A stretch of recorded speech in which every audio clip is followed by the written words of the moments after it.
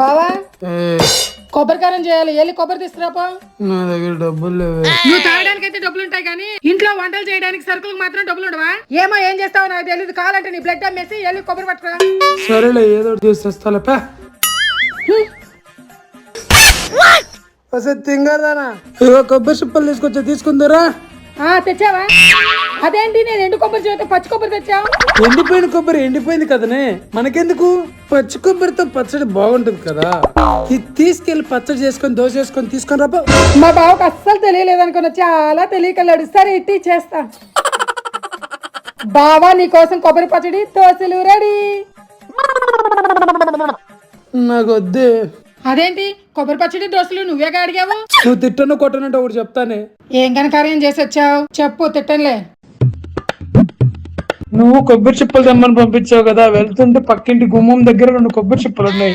అవి దిష్టి తీసినాయి ఏంటో నాకు తెలీదు, తెచ్చేసా. సచ్చినోడా, ఎవరా ఇంటి ముందు దిష్టి తీసేసిన కొబ్బరి చిప్పలు తెస్తావా? నిన్ను ఇట్ట కాదు.